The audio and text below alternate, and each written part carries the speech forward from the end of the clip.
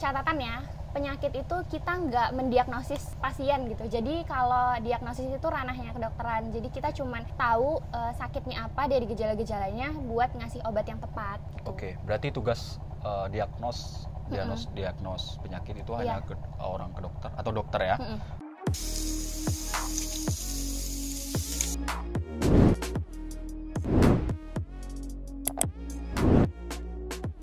Oke, halo semuanya, kembali lagi bersama saya Irfan Haze. Selamat datang di BeThinker. Kali ini saya bersama teman saya. Boleh diperkenalkan terlebih dahulu? Halo semuanya, kenalin nama aku Wanda, aku dari Prodi Farmasi. Dari farmasi. Oke. Dari Prodi Farmasi, sekarang kalau boleh tahu kesibukannya selain kuliah? Nggak ada sih, sebenarnya aku sekarang cuman kuliah, ngerjain tugas, itu aja sih. Oke. Kalau alasan untuk masuk ke Prodi Farmasi apa sebenarnya? Wah, sebenarnya agak berat ya kalau bahasnya tentang masuk Prodi Farmasi. Kenapa? Karena kalau yang mungkin Irfan tahu, kalau kebanyakan teman-teman farmasi itu pasti awalnya pengennya kedokteran, tapi karena nggak lulus di kedokteran, jadi masuknya ke farmasi. Kalau buat aku sendiri sih, mungkin karena ditawarin sama orang tua buat masuknya farmasi, terus katanya prospek kerjanya juga tinggi. Terus selain itu juga, udah itu aja. Prospek kerjanya tinggi. Terus alasan tadi sempat mention bahwa masuk farmasi itu biasanya awalnya kedokteran masuk ke farmasi. Kalau kamu sendiri emang langsung ke farmasi atau kayak sebelumnya pernah mencoba untuk masuk kedokteran gitu? Iya benar sih, kalau aku awalnya emang kedokteran dulu. Masuk kedokteran juga? Tapi kan nggak keterima di kedokteran dan keterimanya di farmasi. At least jurusan farmasi itu tidak jauh dari kedokteran itu ya? Betul. Oke, kemudian sebenarnya jurusan farmasi itu apa sih? Atau farmasi itu apa sebenarnya? Jadi farmasi itu yang mempelajari tentang seluk-beluk obat. Jadi di farmasi bahasnya tentang obat-obatan gitu. Oke. Jadi yang dipelajari atau yang dikaji dalam prodi farmasi atau jurusan farmasi adalah yang mengenai obat. Farmasi secara garis besar itu sebenarnya belajar apa selain mempelajari obat, atau kayak cuman mempelajari dosis obat, atau secara garis besarnya dulu mempelajari apa sebenarnya si farmasi ini? Sebenarnya farmasi itu belajarnya ilmu kedokteran juga. Jadi kayak bahas tentang penyakit juga. Jadi kan karena sebelum kita mau ngasih obat ke orang, itu kan kita harus tahu dulu penyakitnya apa. Jadi gejala-gejala orang tuh apa buat kasih obat yang tepat. Terus selain itu juga kita belajarnya biologi, karena kan kalau obat itu kita harus tahu nanti di tubuh tuh reaksinya gimana. Jadi harus belajar biologi. Terus juga kimia, kayak perhitungan-perhitungan dasar sih, kayak mungkin teman-teman di SMA belajar tentang rumus pengenceran, rumus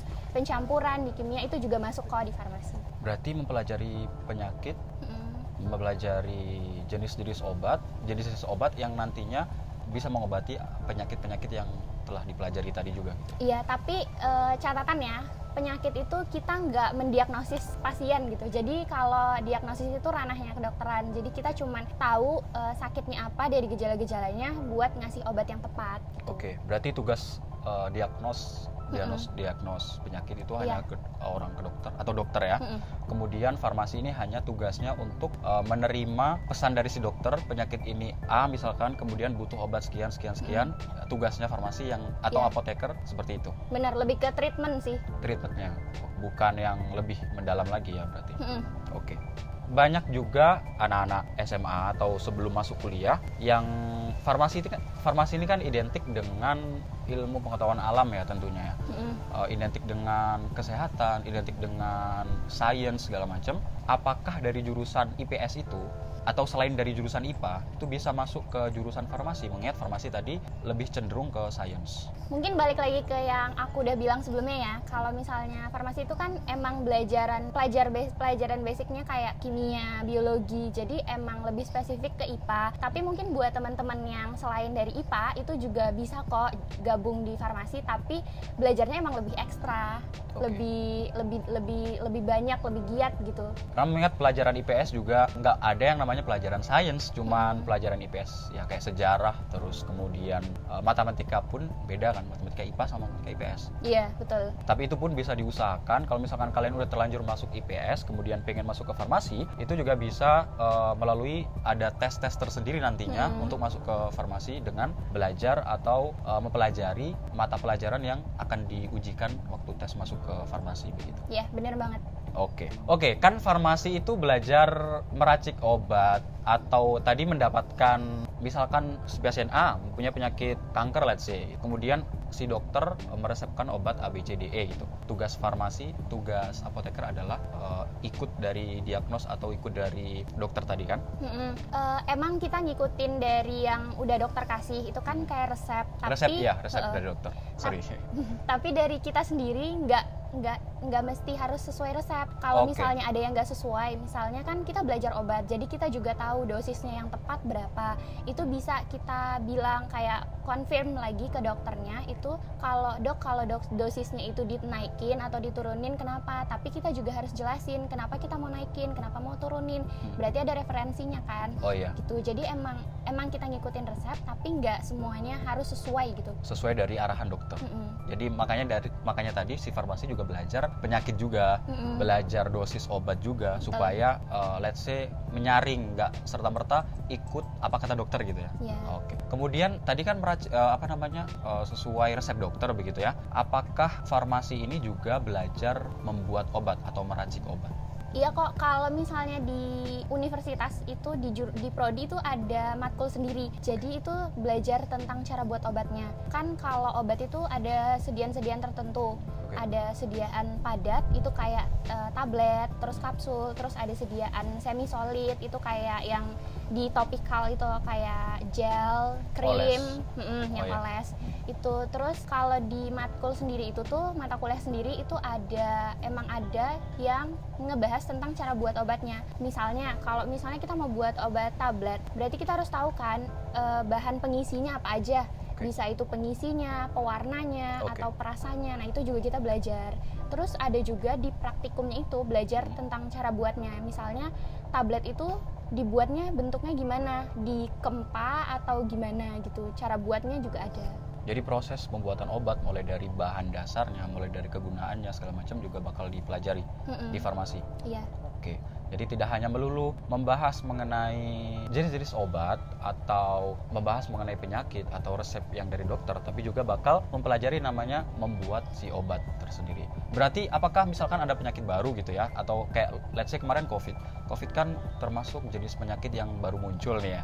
Apakah di farmasi itu juga dikaji untuk pembuatan obatnya?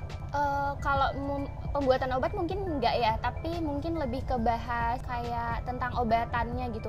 Misalnya kayak kalau kena COVID itu kan pasti ada gejala. Nah, gejalanya itu kita atasinya dengan obat apa gitu. Misalnya kayak gejalanya batuk, kita ngatasi obat batuk yang pas tapi nggak mempengaruhi, tapi nggak mengganggu sistem yang lain, itu pakai obat apa gitu. Karena kan kalau kayak COVID gini kan lebih spesifik gitu ya. Iya. Jenis penyakit yang berbeda, tapi simptom ya namanya. Iya. Simptomnya mungkin mirip-mirip sama penyakit yang lain, jadi bisa digunakan obat yang sesuai simptom tadi gitu. Iya, betul. Oke. Baik, menarik sekali ya membahas mengenai perobatan ini, walaupun saya juga agak pusing sebenarnya. Agak pusing mendengarkan penjelasan, tapi mendapatkan pengetahuan yang baru gitu ya.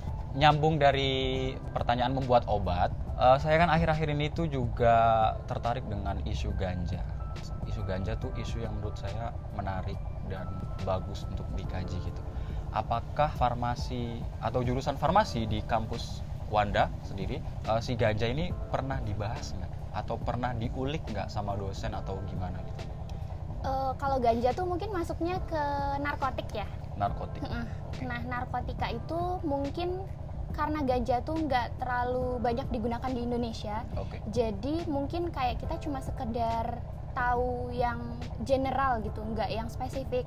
Jadi mungkin kita karena bahasnya tuh obat-obatan yang emang ada di Indonesia.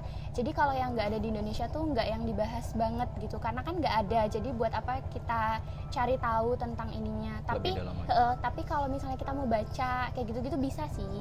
Tapi kalau spesifik nggak terlalu. Karena mungkin di Indonesia masih terbentur dengan hukum di Indonesia bahwa ganja itu masuk ke narkotika golongan 1, yang mana kita tidak bisa menyentuh atau meriset si ganja ini. Mungkin kalau hukum di Indonesia udah merubah itu, mungkin si farmasi ini bisa lebih lanjut untuk riset ganja ini juga ya. Bisa jadi. Ya. Oke, kita terlalu berat kita agak melunak sedikit ya kan. Susah senang belajar atau ya belajar farmasi. Dari susahnya dulu atau dari beratnya dulu belajar farmasi itu apa? Sebenarnya nggak cuma di farmasi ya, di semua jurusan tuh pasti ada susahnya dan semuanya pasti susah. Kalau di farmasi sendiri sih menurut aku susahnya kayak kalau misalnya dikasih tugas yang barengan gitu. Jadi dosen ini ngasih tugas, terus dosen yang satu juga ngasih, jadi kayak barengan, itu susahnya. Terus juga hafalan obatnya itu pasti ada kan, dan banyak, itu susah. Belum lagi deadline-nya cepat, terus sama apa ya susahnya aja. Oke, berarti tadi ada sempat mention bahwa hafalan obat ya. Berarti farmasi dituntut untuk menghafal nama-nama obat beserta kegunaan obat itu. Bener, sekarang itu lagi disuruh untuk buat ngafalin obat. Jadi nggak cuma nama obatnya, juga ada indikasinya kayak kegunaan obatnya itu apa, terus obat itu kalau di tubuh mekanismenya gimana gitu. Terus nanti efek samping. Waduh, sampai efek samping juga. Emang yang harus spesifik gitu. Harus spesifik juga. Berarti itu salah satu cara untuk memahami nama obat segala macam ya, menghafal. Nggak ada cara lain selain menghafal. Sebenarnya tergantung orang sih. Kan ada orang yang cara ngafalnya itu dengan menghafal, tapi ada yang dengan menulis. Jadi beda-beda. Tapi intinya harus dihafal gitu. Tapi dengan cara yang beda-beda. Benar. Menghafal itu berarti wajib untuk farmasi. Jadi kalian yang mau masuk ke farmasi, salah satu skill yang perlu diasah adalah skill menghafal. Karena yang namanya nama obat, yang namanya khasiat obat, efek samping obat, semua itu memang harus dihafal. Supaya tidak salah nantinya ketika udah jadi misalkan apoteker, tentunya harus tahu jenis-jenis obatnya. Untuk penyakit apa juga gitu kan. Oke. Tadi kan susahnya nih belajar farmasi, susahnya adalah itu. Kemudian senangnya atau yang membuat kamu, farmasi ternyata asing juga ya. Itu kira-kira apa? Mungkin karena awalnya aku tadi bilang aku emang bukan dari pengen farmasi, jadi aku nggak berekspektasi tinggi ya tentang farmasi. Jadi senangnya itu karena aku nggak berekspektasi tinggi, jadi aku kagum gitu. Wah, ternyata farmasi itu kayak gini gitu. Jadi senangnya itu sih. Terus teman-temannya juga asik-asik kok. Kalau misalnya belajar bareng itu malah lebih enak, jadi lebih gampang buat mahamin materi gitu. Materi. Oh ya, teman-teman tadi sempat mention. Kalau di farmasi banyakan cewek apa cowok? Nah, ini kalau di farmasi itu kebanyakan cewek, apalagi di fakultasku itu di universitasku itu emang kayak mungkin 80%-an itu perempuan daripada laki-laki. Tapi tapi laki-laki ada. Ada sih, tapi nggak banyak. Kalian cowok-cowok yang mau masuk farmasi banyak cewek. Selain sibuk di fakultas atau kelas, adakah ikut kegiatan UKM, organisasi atau semacamnya? Kalau aku sih cuman ngikutin lembaga dakwah, lembaga dakwah. Tapi selain itu di fakultas tuh banyak kok, kayak misalnya teman-teman mau ngambil yang berkaitan sama farmasi itu kok, itu bisa juga. Tapi aku nggak ngikutin sih. Biasanya yang UKM yang berkaitan dengan farmasi itu apa? Itu lebih kayak ada kayak penelitian gitu. Terus ada juga tentang konseling obat. Itu sih biasanya. Jadi di situ organisasi atau perkumpulan mahasiswa yang membahas mengenai obat. Masih relate sama si farmasi itu, nggak jauh-jauh dari farmasi. Oke. Bahkan ada juga ininya loh, kalau kayak yang konseling itu ada yang dilombakan gitu. Jadi bikin itu perkumpulan, tapi yang dari prodi, dari yang diadain prodi, tapi nanti ada kayak lombanya, sama kayak kita belajar LCC, nanti ada lomba LCC gitu. Nah di kegiatan ini juga ada lombanya. Dan kalau gitu yang menarik di jurusan farmasi apa sebenarnya? Kayak kamu awalnya kan nggak berekspektasi tinggi, nggak mempunyai ekspektasi bahwa farmasi bakal A, B, C, D, E gitu. Kemudian ternyata saya menemukan hal-hal yang menarik yang sebelumnya belum kamu ekspektasikan. Kalau menurut aku menariknya dari farmasi itu belajarnya emang tentang obat. Tapi kalau buat teman-teman yang emang awalnya pengen kedokteran itu kayak hampir berkaitan gitu, hampir mirip. Jadi belajarnya mirip-mirip kayak kedokteran, cuman lebih spesifiknya ke obat-obatan. Tapi seru kok belajarnya. Terus kalau farmasi, apakah lulusan farmasi ini pasti jadi apoteker? Atau ada prospek kerja yang lain selain apoteker? Kalau dari farmasi itu nggak bisa langsung apoteker, tapi harus ngambil profesi dulu, profesi apoteker buat jadi apoteker. Tapi selain dari apoteker itu tuh bisa juga sekolahnya dari S1 ke S2 atau S1 profesi apoteker baru ke S2, itu bisa. Terus buat yang prospek kerja tadi, itu selain di apotek ya, maksudnya kalau apoteker, itu juga ada di pelayanan kesehatan yang lain, misalnya kayak rumah sakit, klinik tuh bisa. Terus selain pelayanan itu ada yang kayak buat obat, itu bisa bisa di industri itu ada banyak, ada industri herbal, industri kosmetik yang lagi terkenal ini. Terus ada juga industri obat yang biasa farmasi gitu. Terus juga bisa ini kerjanya jadi penelitian, kan ada tuh lembaga penelitiannya pemerintah. Nah itu bisa juga kerja di situ. Dari farmasi.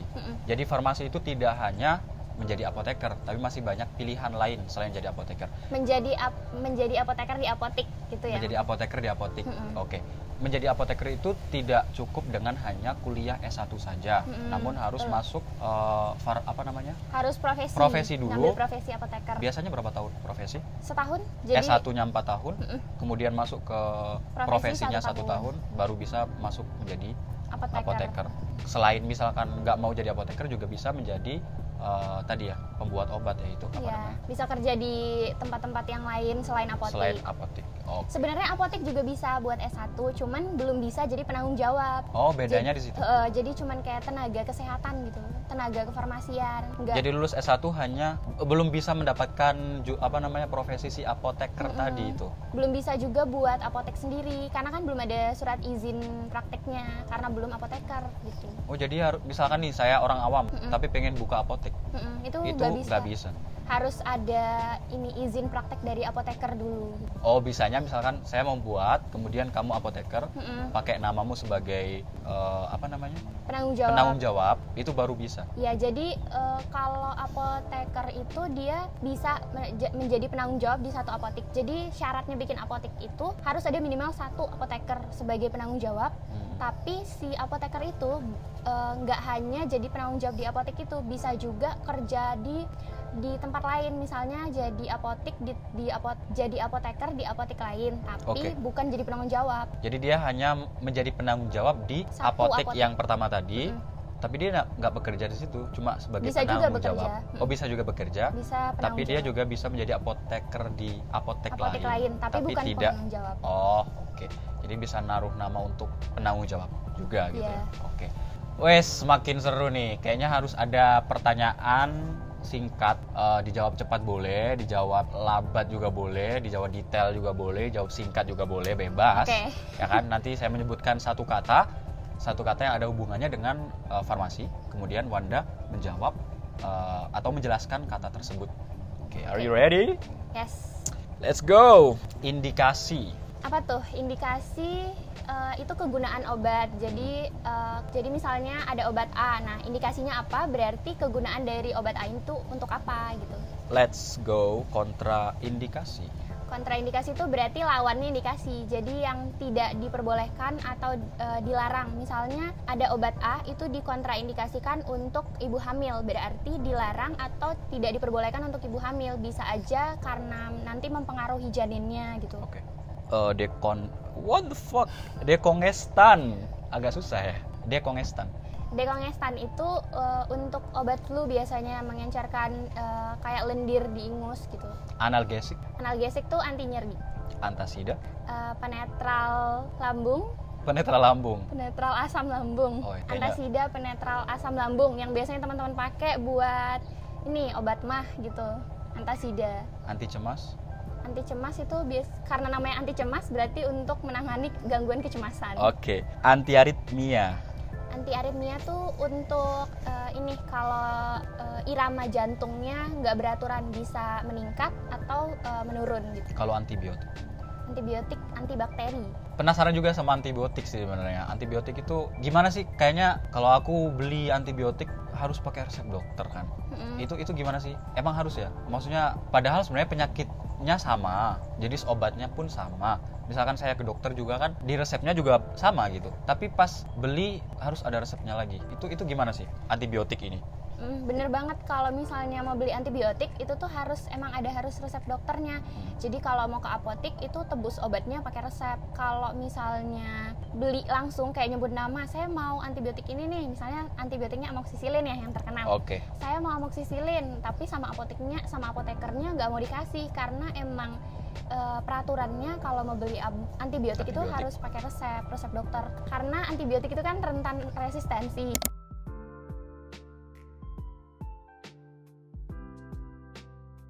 Jadi makanya disuruh buat pakai resep dokter. Terus nanti kan ada aturan penggunaannya juga. Itu mungkin kalau teman-teman masih ingat, kalau dapat antibiotik kayak amoksisilin itu pasti nanti disuruh dokternya dihabisin ya minumnya. Iya bener. Kalau antibiotik pasti harus habis. Iya, biar nggak resisten itu.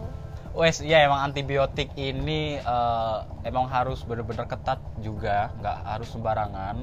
Kalau misalkan walaupun kita udah tahu namanya, tetap harus dari resep dokter. Mungkin penyakitnya sama, tapi kadar apa yang kita rasakan bisa jadi berbeda, bisa naik, bisa turun. Dan bisa naik dan turunnya itu harus didiagnos oleh dokter, kemudian diresepkan, baru beli si antibiotik ini. Iya betul. Tidak yang kayak, kan penyakitku sama kemarin, kenapa harus ke dokter? So, aku suka gitu, sama aja, kenapa harus ke dokter lagi gitu loh. Nah, buat kayak yang Irfan sama teman-teman yang kayak nanti Irfan itu tolong diperhatikan. Iya, benar sekali, benar-benar.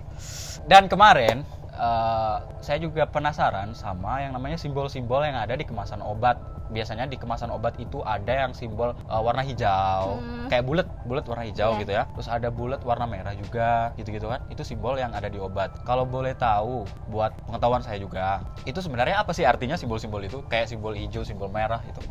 Jadi itu ada simbol yang pertama tuh biasanya sering kita lihat warna hijau. Lingkaran warna hijau, di luarnya ada warna hitam. Nah itu namanya obat bebas. Jadi obat bebas tuh bebas mau dibeli di mana aja. Bisa di apotik, bisa di toko obat, tapi itu nggak perlu pakai resep dokter, jadi bebas belinya tuh. Kayak termasuk obat paracetamol gitu? Iya. Paracetamol itu berarti yang pasti logonya hijau? Iya, logonya hijau dia, obat bebas. Karena tidak perlu resep dokter tadi. Betul. Terus yang kedua ada bulat warna biru. Bulat warna biru. Nah itu namanya obat bebas terbatas. Nah kan dia bebas tapi terbatas karena nanti pas beli obat yang ada logo birunya itu nanti di kemasannya itu ada kotak warna hitam itu kayak peringatan. Jadi pas menggunakan itu harus berhati-hati. Nah obat bebas terbatas ini nih bisa dibeli di apotik tanpa resep dokter juga, tapi harus digunakan berhati-hati dan diperhatikan di kotak hitamnya yang peringatan itu. Itu biasanya obat kayak apa? Kalau yang hijau tadi kan udah banyak sih, paracetamol atau kayak obat-obat yang diiklankan itu termasuk hijau ya, kayak obat flu, obat. Ada yang hijau, ada yang biru juga. Yang biru tadi berarti bebas terbatas. Iya, bebas terbatas. Hijau bulat itu yang bebas tanpa resep dokter. Yang biru berarti yang bebas terbatas. Terus ada lagi? Yang ketiga itu ada yang logonya warna merah, terus di tengahnya itu ada tulisan K. Itu namanya obat keras. Bisa buat obat keras, bisa juga buat obat psikotropika. Nah itu obatnya yang logo merah ada tulisan K itu harus pakai resep dokter kalau mau beli. Jadi kalau misalnya langsung nyebut aja saya mau beli obat yang ada logonya warna merah tulisan K, itu nggak bakalan dikasih sama apotekernya. Apakah antibiotik itu termasuk? Bukan? Iya, dia obat keras. Nanti dia logonya merah terus ada K-nya. Antibiotik obat memang harus pakai resep dokter. Ada lagi selain yang merah, biru, hijau, merah, ada K-nya? Itu ada yang logonya bulat, terus ada palang medali merahnya, itu buat obat narkotika. Nah itu sama kayak yang keras, itu nggak boleh dibeli bebas, itu di apotik harus beli pakai resep dokter juga. Apakah semua apotik bakal jual itu yang ada yang terakhir barusan? Nggak semua apotik itu menjual yang obat-obat narkotika karena cukup rumit sih. Kayak penyimpanannya sendiri pun itu harus di penyimpanan khusus, kayak di lemarinya itu harus ada dikunci 2 kali gitu. Pokoknya lebih rumit sih penyimpanannya, terus sama apotiknya banyak ngurus berkas-berkas kayak gitu, jadi nggak semuanya juga. Nggak semua orang bisa mengakses obat yang logo terakhir barusan. Oh ya, kan tadi yang obat terakhir itu narkotik, ya kan? Berarti yang aksesnya terbatas, bahkan nggak semua apotik jual, kemudian nggak semua orang dapat mengakses obat tersebut. Tentunya juga harus resep dokter juga. Apakah, aku penasaran juga nih, obat di apotik itu kan pasti ada yang namanya kadaluarsa. ada yang udah nggak layak jual. Benar. Itu biasanya diapain? Kayak dibuang langsung atau disimpan atau gimana? Biasanya dibuang sih, itu mungkin sebutannya kalau di kita dimusnahkan ya. Dimusnahkan. Nah, dimusnahkan itu ada prosedur sendiri sih, ada caranya sendiri dari apotik. Misalnya kayak obat-obat kan itu dibedain berdasarkan sediaan. Kayak yang aku bilang tadi, ada yang sediaan padat, tablet, kayak gitu, itu kayak harus dihancurin dulu, terus nanti harus larutin dulu, terus dibuang, terus nanti harus dipisah dari packagingnya dan lain sebagainya. Terus tapi kalau misalnya biasanya sih kayaknya apotek tuh lebih ke ngumpulin jadi banyak dulu buat dimusnahin. Karena kan itu ada berkasnya lagi yang harus diurus gitu. Jadi kayak mengisi formulir gitu buat mau pembuangan si obat itu. Ini. Malah kalau kayak yang obat psikotropik sama narkotik, napsa itu malah sampai kayak saksinya itu kayak Kemenkes kayak gitu. Jadi nggak sembarangan dibuang. Iya, nggak sembarangan. Karena takut disalahgunakan kan sama orang-orang. Benar sekali. Wes, lumayan panjang kita ngobrol, lumayan detail juga. Mungkin kalian kalau misalkan masih penasaran mengenai farmasi juga bisa searching sendiri atau tanya teman-teman kalian juga. Kemudian yang terakhir, saran untuk teman-teman yang tertarik dengan jurusan farmasi atau anak-anak yang mau masuk ke farmasi, itu sarannya apa? Atau pelajaran apa yang perlu diasah atau hal apa yang perlu digali lagi sebelum masuk ke farmasi agar nantinya kalau udah masuk ke farmasi tidak terlalu kaget? Mungkin kayak yang aku bilang sebelumnya ya, yang di awal itu kayak pelajaran farmasi itu tentang biologi, tentang kimia. Berarti emang dari teman-teman SMA tuh harus belajar lagi tentang biologi, kayak organ, terus kayak sistem syaraf, kayak gitu-gitu. Terus kimia juga yang basic-basic aja sih sebenarnya. Terus sama yang paling penting banget, belajar bahasa Inggris. Oh, kenapa itu? Karena kayak e-book, jurnal itu kan kebanyakan pakai bahasa Inggris. Jadi kita harus lebih bisa bahasa Inggris tuh biar lebih mempermudah kita. Jadi nggak sulit gitu untuk nyari dulu translate-nya apa, kan mempersulit, terus juga lebih lama jadinya.